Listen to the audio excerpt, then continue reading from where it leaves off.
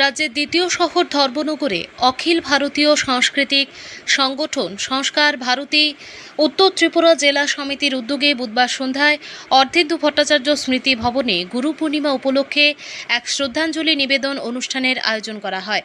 গত 10 বছর ধরে ধারাবাহিকভাবে এই কর্মসূচির আয়োজন করে আসছে এই সংগঠনটি।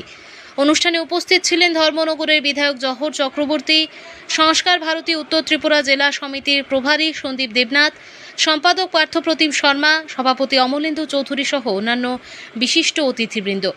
বিধায়ক জহর চক্রবর্তী প্রদীপ প্রজ্বলনের মাধ্যমে অনুষ্ঠানের শুভ উদ্বোধন করেন। অনুষ্ঠানে গুরু শিষ্য পরম্পরার ঐতিহ্য, ভারতীয় সংস্কৃতি এবং নৈতিক মূল্যবোধের গুরুত্ব তুলে ধরা হয়। এই বছর গুরু পূর্ণিমা উপলক্ষে নাট্যবিধায় বিশেষ অবদানের স্বীকৃতিস্বরূপ বিশিষ্ট নাট্যকার মতিলাল দেকে গুরু সম্মাননা প্রদান করা হয়। বক্তারা বলেন, ভারতীয় সংস্কৃতিতে গুরু কেবল জ্ঞানদাতা নন, তিনি সমাজ গঠনের অন্যতম পথপ্রদর্শক। অতিথিরা গুরুজনদের প্রতি শ্রদ্ধা নিবেদন করেন এবং সমাজে সংস্কৃতি ও মূল্যবোধ রক্ষায় সকলকে ঐক্যবদ্ধভাবে কাজ করার আহ্বান জানান। সংস্কার ভারতীর সদস্য ও সাংস্কৃতিক কর্মীদের আন্তরিক উপস্থিতিতে ভক্তিমূলক ও সুশৃঙ্খল পরিবেশে অনুষ্ঠানটি সম্পন্ন হয়। শেষে সকলের মঙ্গল কামনায় প্রার্থনা ও শ্রদ্ধাঞ্জলি নিবেদনের মধ্য দিয়ে অনুষ্ঠানের সমাপ্তি ঘটে। ধর্মনগর প্রতিনিধির রিপোর্ট, প্রতিদিন ত্রিপুরা।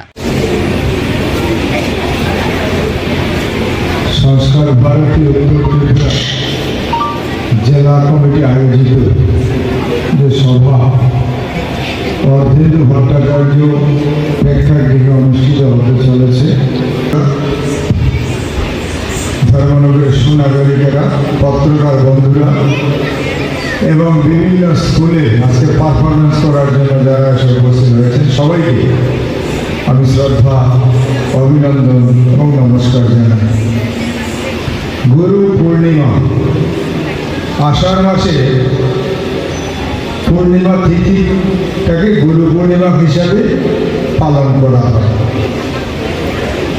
এবং এই গুরু পূর্ণিমা আজকের দিনে ব্যাসদেব জন্মগ্রহণ করেছিলেন।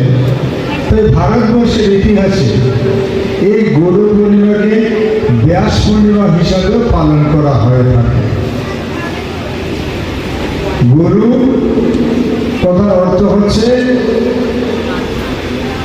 অন্ধকার থেকে আলোর পথে নিয়ে যাওয়া। গো হচ্ছে অন্ধকার, লো হচ্ছে আলো, রোশনা,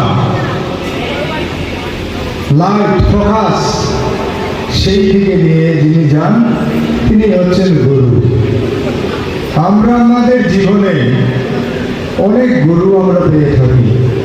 প্রথম গুরুকে আমাদের মা এবং বাবা, আমাদের গর্ভধারিণী মা এবং আমাদের জন্মদাত্রী বাবা, ওনাদের হচ্ছেন আমাদের প্রথম গুরু।